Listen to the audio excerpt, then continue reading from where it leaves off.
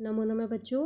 आज मैं आपके सामने एक नई वीडियो लेके फिर से प्रस्तुत हुई हूँ, जिसमें हम पढ़ेंगे आपके तृतीय पाठ डीजी भारतम।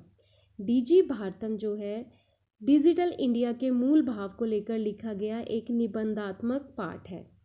इसमें वैज्ञानिक प्रगति के उन आयामों को छुआ गया है जिनमें हम एक क्लिक द्वारा बहुत कुछ कर सकते हैं। बच्चों, आपको पता है कि आज इंटरनेट ने हमारे जीवन को कितना अधिक सरल बना दिया है। हम भौगोलिक दृष्टि से एक दूसरे के इतने निकट आ चुके हैं, इसके द्वारा जीवन के प्रत्येक क्रियाकलाप सुविधाजनक हो गए हैं। तो ऐसे ही भावों को यहाँ पर सरल संस्कृत में व्यक्त किया गया है। तो चलिए बच्चों, पढ़ते हैं हम अपने नए पाठ को, जिसका नाम है डीजी भारतम अर्थात डिजिटल इंडिया।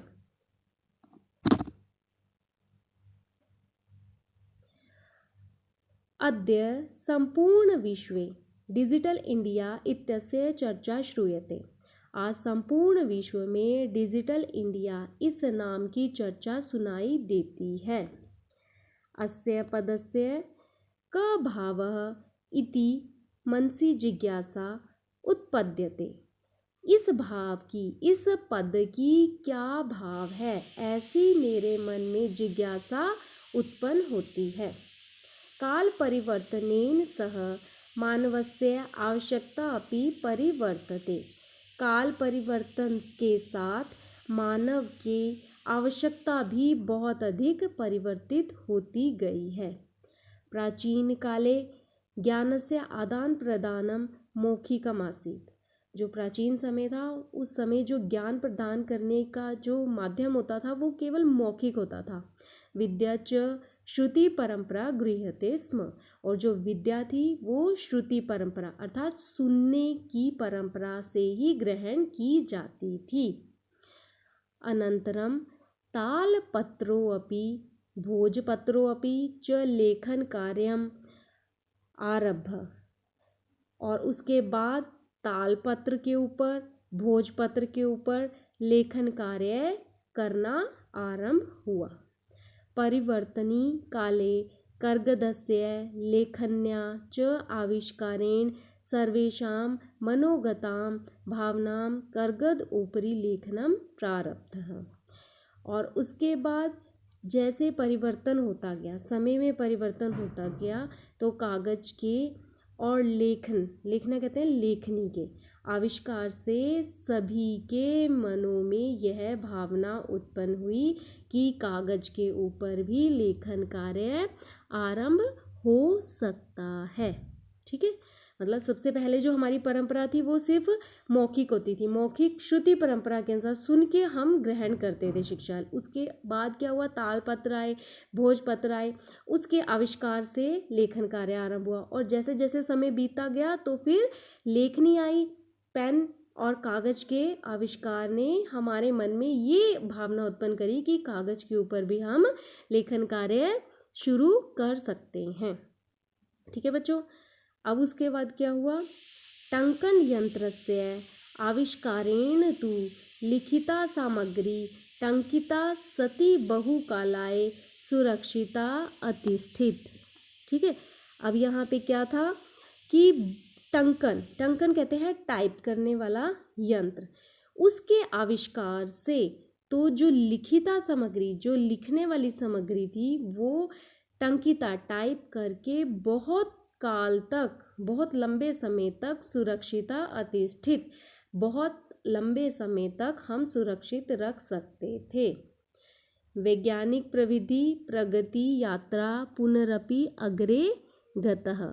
उसके बाद क्या हुआ, वैज्ञानिक प्रविधि कहते हैं विधियों में, जब वैज्ञानिक विधियों में प्रगति यात्रा आगे बढ़ी, तब हमने क्या किया, तब अलग अलग चीज़ों से, वैज्ञानिक की अलग अलग टेक्नोलॉजी से उस लिखने परंपरा में आगे ही आगे विकास होता गया। तो अब क्या हुआ, अद्य सर्वाणि कार्याणि संगणक नामकेन यंत्रेण साधितानि भवन्ति। और आज क्या हुआ, सभी कार्य संगणक नामकेन, संगणक कहते हैं कंप्यूटर को, कंप्यूटर नामक यंत्र से साधित होने लगे हैं। समाचारपत्राणि पुस्तकानि च कंप्यूटर माध्यमेन पठ्यन्ते लिख्यन्ते च। और जितने भी कार्य हैं, चाहे वो समाचार पत्र हो या पुस्तकों का हो, कुछ भी हो, वो सब कुछ कैसे किए जाते हैं? कंप्यूटर के माध्यम से ही पढ़े जाते हैं और लिखे जाते हैं। कर्गद उद्योगे वृक्षाणाम, तो आगे आता है कर्गद उद्योगे वृक्षाणाम उपयोगेन वृक्षा कर्तयन्ते स्म। अब जब कागज का उपयोग होगा तो उसके लिए वृक्ष काटे जाएंगे, क्योंकि कागज आपको पता है कि हमें वृक्षों से मिलता है। तो जैसे जैसे कागज का उपयोग बढ़ता गया तो क्या होता गया? वृक्षों के काटने की संख्या भी उसी तीव्र गति से बढ़ती गई। परम संगणस्य अधिकाधिक प्रयोगेन वृक्षाणाम कर्तने न्यूनता भविष्यति इति विश्वासः। परंतु संगणक के अधिक का अधिक प्रयोग से हम वृक्षों को काटने में बहुत अधिक न्यूनता ला सकते हैं या लाएंगे। कि जैसे हम संगणक का प्रयोग करेंगे तो हमें कागज की उपयोगिता कम होती जाएगी, और कागज की उपयोगिता कम होगी तो वृक्षों का काटना भी कम होगा। तो यहाँ पे कहा गया है कि अगर हम संगणक का प्रयोग ज़्यादा से ज़्यादा करते हैं तो वृक्षों की काटने की जो न्यूनता है वो कम होती जाएगी, ऐसा मेरा विश्वास है। अनेन पर्यावरण सुरक्षायाः दिशि महान उपकारो भविष्यति। और उससे क्या होगा कि पर्यावरण की दिशा में एक महान उपकार होगा। अधुना आपणे वस्तु क्रयार्थम रूप्यकाणां अनिवार्यता नास्ति। आज जो है आपने कहते हैं बाजार में, वस्तु क्रयार्थम वस्तुओं के खरीदने के लिए रुपयों की अनिवार्यता नहीं है। आज हम बाज़ार में कुछ भी सामान खरीदने जाते हैं, आपको पता है कि आप मॉल में जाते हो, कहीं शॉपिंग करते हो, तो आपको वहाँ पे कैश देने की ज़रूरत नहीं होती। आप क्रेडिट कार्ड या डेबिट कार्ड से स्क्रैच करके आप उसको वहाँ से अपना पैसे जितने भी हैं वो कटवा सकते हो। ठीक है, आज हमें पैसे जेब में लेके जाने की आवश्यकता नहीं है। जैसे बताया आगे, डेबिट कार्ड, क्रेडिट कार्ड इत्यादि सर्वत्र रुपयाणां स्थानं गृहीतवन्तो। कि आज डेबिट कार्ड ने और क्रेडिट कार्ड ने क्या करा है? रुपयों का स्थान ग्रहण कर लिया है। वित्त कोशस्य कहते हैं बैंक को। चापि सर्वाणि कार्याणि संगणक यंत्रेण संपाद्यन्ते। आज बैंक में भी जितने भी कार्य होते हैं वे सब किसकी सहायता से संपादित होते हैं? वे सब संगणक यंत्र की सहायता से ही संपादित होते हैं। बहुविधा अनुप्रयोगा APP, ठीक है, और मुद्राहीनाय विनिमय, जो आप कहते हो कैशलेस ट्रांजैक्शन, सहायका संति। और इस सब में हमारी कौन सहायता करता है? APP और कैशलेस ट्रांजैक्शन, ये सब हमारी सहायता करते हैं। कुत्रापि यात्रा करणीया भवेत्। यदि हमें कहीं की भी, कुत्रापि होता है कहीं की भी यात्रा करनी है, चाहे वो रेल यात्रा पत्र से हो, वायुयान यात्रा पत्र से हो, अनिवार्य अद्य नास्ति। जो रेल की टिकट होती है या वायुयान की टिकट होती है उसके लिए अब हम उसकी अनिवार्यता नहीं है। हम कहीं भी यात्रा कर रहे हैं तो हमें उस स्लिप को अपने साथ ले जाने की आवश्यकता नहीं है। सर्वाणि पत्राणि अस्माकं चल दूरभाष यंत्रे ईमेल इति स्थाने सुरक्षितानि भवन्ति, यानि संदृश्य वयं स्वकर्ण्यं यात्रायाः आनंदम गृहीम। कि हम सभी प्रकार के अपने पत्र किस में लेके जा सकते हैं? चल दूरभाष यंत्रे। चल दूरभाष कहते हैं मोबाइल फ़ोन। मोबाइल फ़ोन में और ईमेल में इस स्थान में सुरक्षित रख सकते हैं और अपनी यात्रा को सुखमय तरीके से आनंद ग्रहण कर सकते हैं।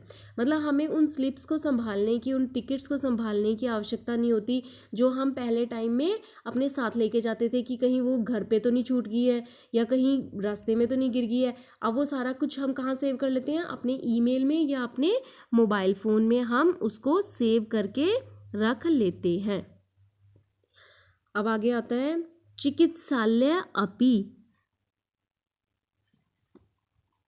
अब जैसे आपको दिखाई दे रहा है चिकित्सालय अपि उपचारार्थम रूप्यकाणाम आवश्यकता अद्य न अनुभूयते। आज आप अस्पताल में भी जाते हो उपचार कराने के लिए तो वहाँ पे भी आपको रुपयों की आवश्यकता नहीं पड़ती है, नहीं अनुभूतित होती है।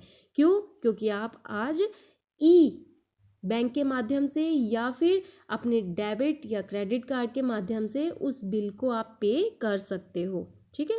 सर्वत्र कार्ड माध्यमेन बैंक माध्यमेन शुल्कम प्रदातुं शक्यते। आज हम कार्ड माध्यम से या बैंक के माध्यम से उस शुल्क को प्रदान कर सकते हैं। हमें अपने जेब में पैसे लेके जाने की आवश्यकता नहीं है। तद दिनम नाति दूरम यदा वयम हस्ते एकमात्रम चल दूरभाष यंत्र आदाय सर्वाणि कार्याणि साधितुं समर्थाः भविष्यामः। वो दिन ज़्यादा दूर नहीं है जब हम सब अपने हंसते हाथ में एकमात्र सिर्फ चल दूरभाष यंत्र लेकर अपने सारे कार्यों को सिद्ध करने में समर्थ हो जाएंगे।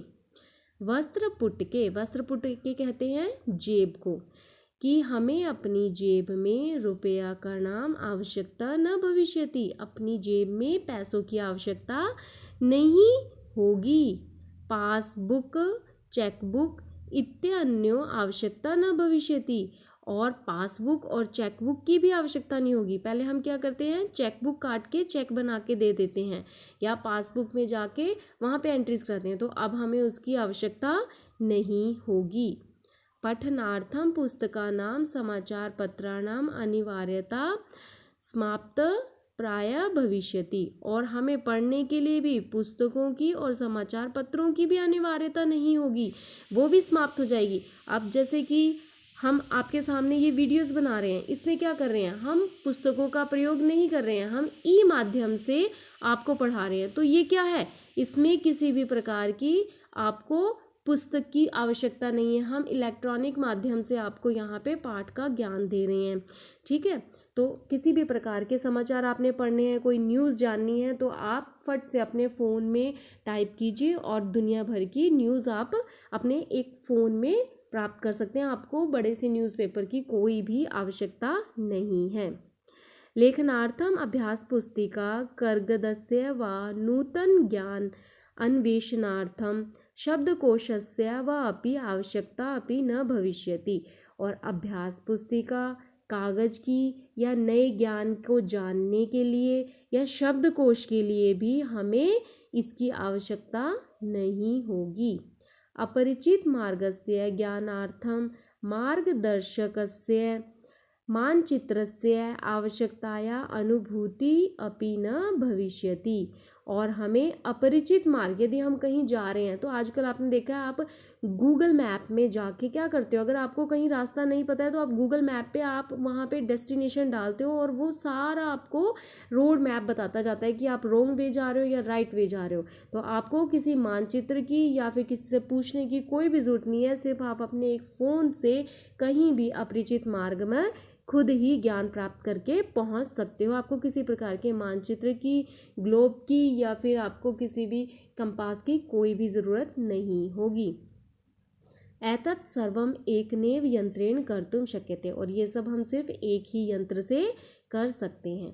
शाकादि क्रियार्थम, फल क्रियार्थम, विश्राम गृहेषु कक्ष सुनिश्चितं कर्तुं चिकित्सालय शुल्कं प्रदातुं विद्यालय महाविद्यालय चापि शुल्कं प्रदातुं किं बहुना दानम् अपि दातुं चल दूरभाष यंत्रमेव अलम।